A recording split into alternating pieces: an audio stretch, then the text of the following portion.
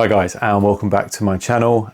Today's video is going to be a little bit different. So I've been watching a lot of business tutorials and business people that help others launch companies, and it kind of got me thinking that I've just done this, I'm new to it, and I think that while watching some of these videos there was a few things that I agreed with and I didn't agree with, and I felt it would be a good time for me to record a video unedited, so everything that you see is just me talking and explaining what my thoughts are step by step to start a business. And I think the other thoughts that I had was that everyone talks about millions of pounds, so I started £1 million business. So that doesn't always mean that you've got expertise in smaller ventures. I'm not a £1 million business owner. I've owned businesses before that have been fairly successful and managed to cover their costs. Not majorly profitable businesses, but as I said, covered their costs and turned over quite a bit of money, but I haven't made millions of pounds. But I think that that gives me a different edge to help or to educate people that are maybe looking to start a business. So first thing is always the decision whether to make that jump into full-time business owner, or whether you've got a full-time job and you kind of run your project alongside it. So that's always a scary thing. So I've kind of gone for the Simon Squibb, and shout out to him, he won't ever see this, but he is a guy that I've been watching every single night, all of his videos, and just sort of learning and seeing how just some of the things he says and trying to take on information and experts from him as an expert, and trying to learn from that. So one of the things I think I've learned was that and I have done this for 5 years. I had a couple of businesses on this side, and then I've had a full-time job over this side, and I tried to juggle both of them. And did it work? I mean, to a point, yes, and I managed to make it work, but I felt that the burnout, and I felt that the way that I was working was I was giving exactly that, 3 different kind of projects and giving 33% to it. So the first thing I would say is, if you're going to become a business owner, you normally have to make a decision early on. So I've got my iPad here and I'm going to start writing some things down. That's why I'm looking over here, and hopefully I can edit some of this out. But the first thing you need to make a decision on is it going to be a full-time gig or on the side? And I think that that's an important question early on, because I think it two things really, because it determines on how much time you're going to put into this project, into this new business or launching this business. And I think also there's, I guess, a fear factor with it. But for me, it was quite different, because I almost was forced into it, in a sense that I didn't have a full-time job anymore. I didn't have these other businesses, and I kind of decided that everything was going to go into it. So that, I guess, mine was forced. It might not be like that for you, but if you had a choice whether you was going to do it part-time or full-time, I think the obvious answer is that you would do it full-time. So that's the first thing that you need to do. Second thing, I think, is an obvious one, is what are you going to do? What is it that this business, and what area are you going to launch in? And I kind of seen all of these videos that talk about having interest and making sure that it's interesting, and I kind of agree with that. I kind of think that that is definitely something that you should ensure, is that whatever it is you firstly have you enjoy it. And then the second thing is you're interested in it. And I've seen that a couple of times on the videos I've been watching, and it is true. You need to have an interest in it. But I also think that the other thing that they don't talk about is you've got to have some sort of skill in that area, or some sort of expertise in that area. And I think that then allows you to I think you have to have confidence in what you're selling or what you're offering to your customer, and I think expertise gives you that. So when you've had 5 years of experience of printing and then you go in and start a printing business, you've kind of got a background there of a small amount of expertise where you think, okay, I know that my product is good, I know that what I do is what my customers want, and I think that expertise makes it a little bit easier to make that jump. So that's number two. So I think number two is just ensure that whatever you're launching your business and how you're doing that, you enjoy it, you're interested in it, and then also you've got some sort of skill and expertise in it. I think on a caveat just to that point and making sure you've got expertise in it is you can learn. So you don't have to have Photoshop skills, you don't have to have marketing skills, and you can learn them. So you don't always have to have the full package of launching a business where you do it, where you're able to do it all. But I think just having a small expertise in the main area of it. So if it was a printing business, the main area is printing. I think the sales and everything else after that happens, and you can learn those things, and that's where, you know, being an entrepreneur, you kind of want to learn those things and build your business. So number three, or the next point, I think for me is to pick a name, or, you know, and we're kind of now going into the nitty gritty, is making sure you've got a name that works for you, that people can understand. Not 9 times out of 10, you want what you're actually going to offer the customer. So if it was printing, going back to that example, if it was printing, you kind of want printing in your title. I haven't done that. I've chose to do something a little bit different. But ideally you would want your business name to have your expertise, or your what the business is going to do. So business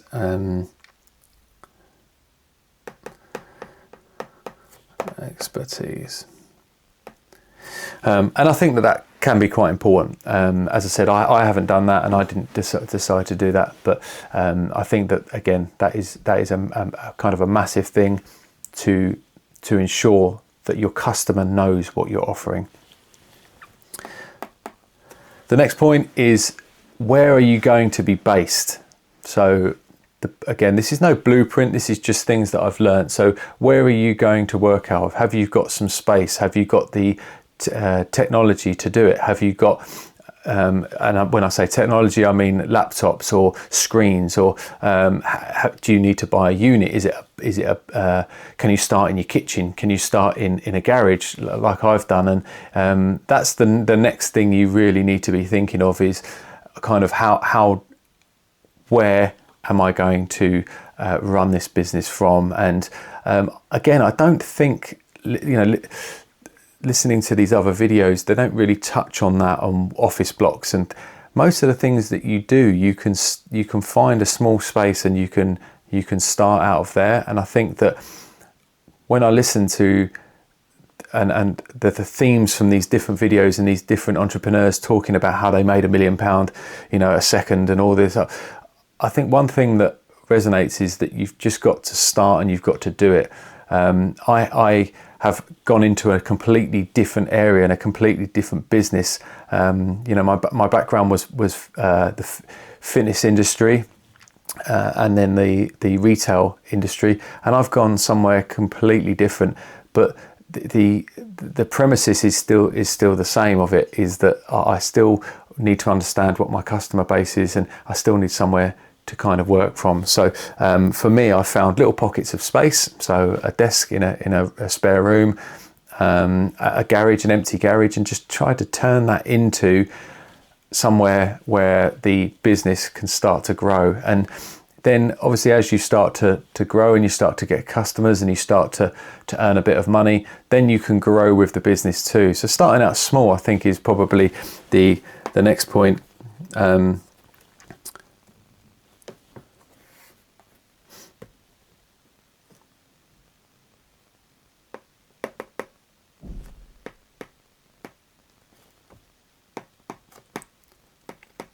So start small to grow, I think, is the next point for me.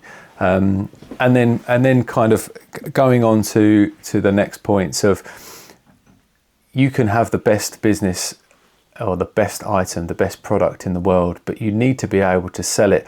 And I understand this, and I think most people out there understand this. It's not an easy thing to understand, but going to find the people that want your product is actually quite, I think it's one of the biggest things for me, certainly. And I think that for most people, for most normal people that aren't earning £1 million a month and have a background in sales, or haven't maybe even got the confidence to sell, I think that's another big thing. And what I noticed in a lot of these videos that I've been watching is that these people have got uber confident. They are, they're really, really confident people in front of the camera, but also you can just tell that they're super confident in talking in front of people. And I think maybe some of that comes with knowing that their product is really good, but I think that that's something that you either have or you don't. And sales is something I've never ever been in. It's not something I've ever done or learned about, and that's where I'm starting to try and learn more about sales, because like I said, you could have the best product in the world, and unless you know how to sell it and then the marketing of it, you're never ever going to be able to secure customers, therefore make money. And I think that's a big thing. So what have I learned from selling and in sales is, my biggest thing was social media. So social media for me was making sure, just like my YouTube channel, is trying to make sure I release a video every week, whether that's a short or a longer content. I make sure that I release some content every week. And I think that's the same for social media and marketing and sales, is that you need to be continuously, so every single day, whether that's 10 minutes or 5 hours, you need to be trying to sell your product. So for instance, social media, dropping people a message, just a random message to someone that might be interested in your product. So one of the things that I want to do, and one of the things I really feel that there is a gap in the market for, is not just necessarily merchandise for people's gyms, and using my fitness background, is the fact that when you go and do a fitness competition, so that could be Tribal Clash, trying to think of some of the Tough Mudder, a Spartan race, High Rocks is huge at the moment. But all of these races and all of these competitions, a lot of them are pairs, or they're threes, or they're teams. Tribal Clash is a team of 6. But all of these competitions, what they don't currently do at the moment, and some do actually, not very well, but some of them offer competition t-shirts. So one of the big things is, you're going as a team, you all want to wear the same t-shirt or the same kit. And I think that there is a gap in the market for that, and that is one of the things I'm trying to explore. So for me, when I message different gyms, and I'm looking not necessarily for the gym, I'm looking for the next step. So for the people within their gym that are going to go and do a competition somewhere completely different, and that's the clientele that I'm currently sort of exploring. So in regards to sales, is I think making sure that branded things, making sure that you've got the brand out there, making sure that I think as well, people close to you, so people, friends and family, know that is what you offer now. A lot of the work that I have got recently was word of mouth. It is, do you know anyone that does this? Yes, Simon does this. Okay, let's get in contact with him. And that kind of worked very well. But for me, I think that that there is certainly a gap in the market for competition t-shirts. And with my sales is Facebook ads, learning a lot about Facebook ads. But again, social media, putting an ad on Facebook. So if someone is Googling or goes on Facebook and is interested in fitness competitions and watching High Rocks videos, my ad will show up, and it will explain exactly what I think that that person is looking for. They're looking for, they can't find someone. So a problem, I guess, is they can't find someone that will offer them competition tees for their team, and I have the expertise to be able to do that, and the design elements to be able to do that.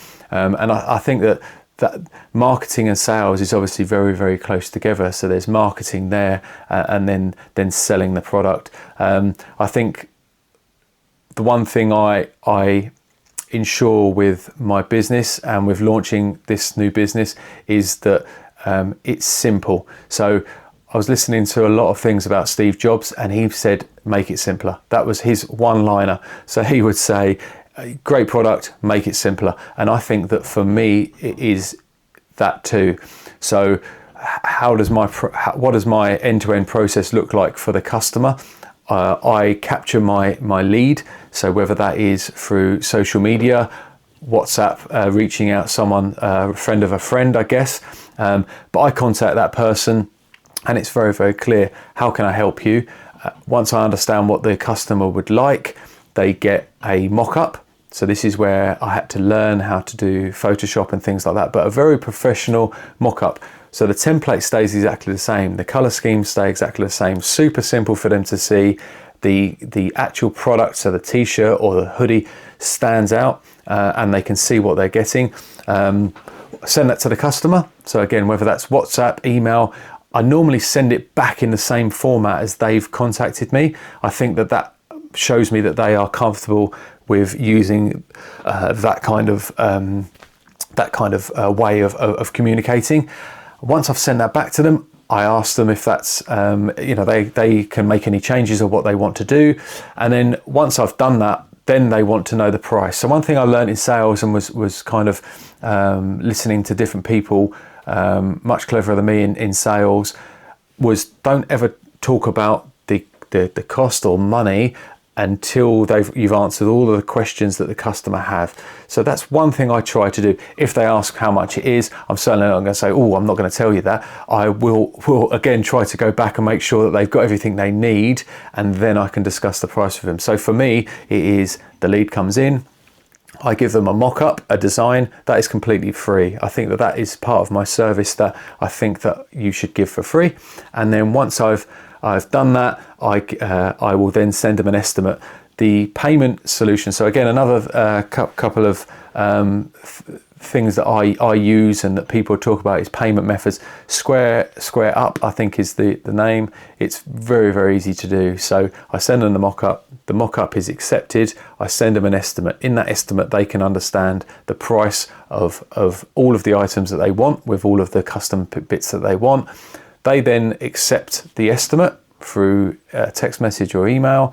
Once that happens, Square converts it to an invoice for me, sends the invoice over. And another major thing for me was to make it easy. So 9 times out of 10, people are looking at these things on their phone. So the estimate goes over, they can accept the estimate on their phone. It's a one-button click. Once they've done that, the invoice is converted and the invoice is sent to them for payment, to take payment. I wanted that to be Apple Pay. So everyone's got an iPhone. Most people have got an iPhone, or if they haven't, it's a Samsung. But I wanted the invoice to be paid by Apple Pay or Google Pay. And again, invoice comes over, they click Apple Pay, they double click, and once they've done that, they've made the payment. Once that payment's been made, it comes through to me, and then I can start work on the product. And that is kind of my end-to-end process. And I think every business is the same, but from launching this and trying to feedback of what just an average business owner and is going to launch and how they're going to launch, that is quite important. I think that process there of customer experience for knowing what product they're going to get. If you're selling a t-shirt and it's online and they can see what it is, the process changes a little bit, but it doesn't change the fact that the payment needs to be super easy for them to do, and they get notified along that process. And I think that just ensuring that happens is quite important as well. I think that customer journey is super simple. And then once that kind of happens, and once that process has happened from there, then you make the product or ship the product to the customer. But again, making sure that one of the things that I wanted to ensure for my customers is that even the packaging of the items, so the clothing that they get, all of those things need to be considered from launching your business, and making sure that yes, they've paid. Yes, you've told them that the work has started, and then when they receive that product, it needs to be, it needs to have the wow factor. I've seen quite a few different things where you order a t-shirt and you get the t-shirt come.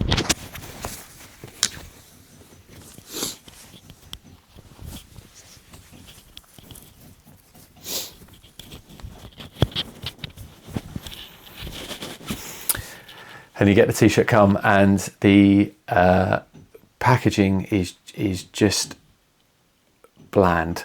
It's just a normal bag or a clear plastic bag.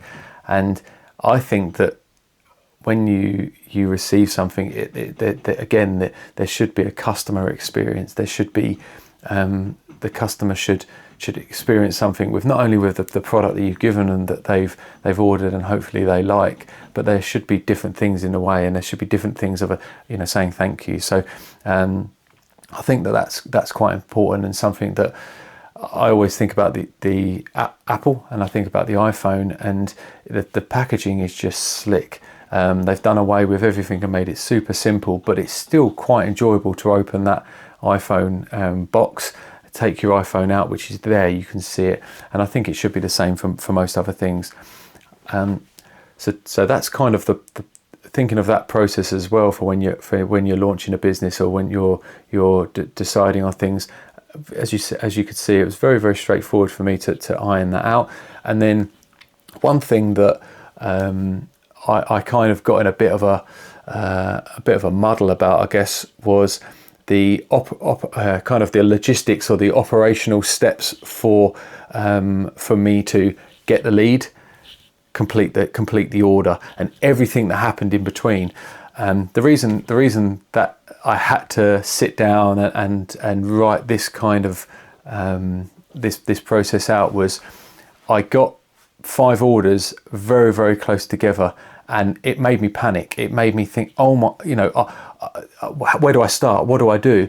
And I sat down, and I previously used, I think it's designed for projects. It's called Trello. It's really, really simple. It's free as well. And I now use this as my day-to-day to-do list, I guess is the best way to put it. So I have different steps on this worksheet, or on this workspace, and it's I think I make it more complicated than it needs to be, but it basically says that I have a lead. I'm discussing designs with the lead. The lead is, or the customer is happy with the designs that I've made, and we've agreed that together. Because the other, just on touching on that point, is I make sure that the customer and myself have this back and forth to ensure that the customer wants it exactly how they want this workwear or this performance t-shirt, or whatever it might be. So once they've come back and said they're happy with that, they move to the next step, which is send the estimate. Once they've got the estimate, they know how much it's going to cost them. They then accept that. It goes to the invoice. The invoice gets sent. Once they've paid that invoice, it goes into the next bucket. And then that next bucket is basically me progressing the item and saying, well, I've taken payment, I can now start making the item, or whatever it might be. And once I think you iron that out as well, I think that you can then start to expect jobs to come in. It doesn't really matter how many come in, because as long as you follow these steps, you kind of know at what point or what work you've got on as well. Because when you've got a lot of work on it, it's all in your head, and you're thinking, well, what am I doing today? Where am I? What am I starting? What am I printing today? What has come in? What do I need to reply to? And just following those things, I think is quite good to have that set up, and it takes that kind of guessing away for me.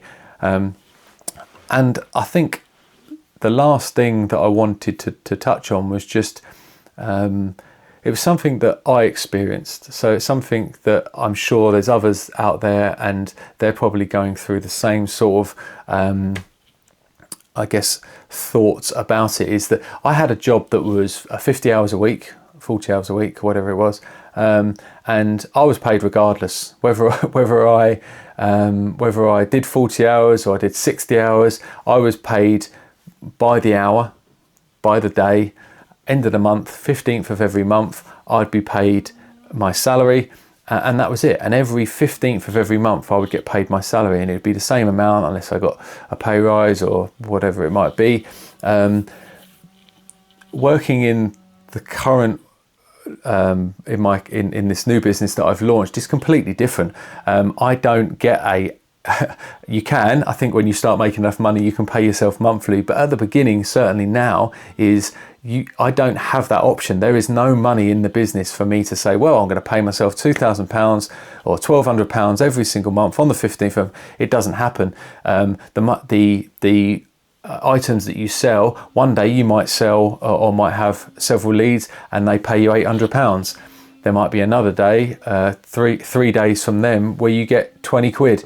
And I think that is where I'm really starting to learn this way of working. And I had a chat with someone, and it's kind of like being in a trade where they must have a job on for 3 days and they're paid £1,000, but that's their 4 weeks worth of money that's been paid on that first day. Whether they complete the job in 2 days or 3 days, or it takes the full week, that's the money that they've been paid. And I think that does take a lot of getting used to, certainly for me. And I'm not used to it now, but I think it does start to take some time for me to understand the fact that I may receive £600 tomorrow, but I won't get any income for the next 4 days.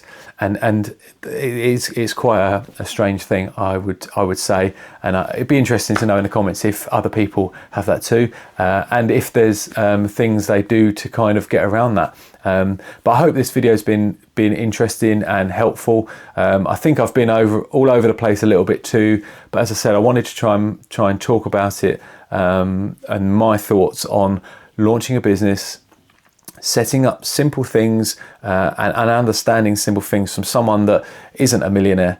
But if you liked the video, please give it a like, give us a subscribe, and I'll see you on the next video.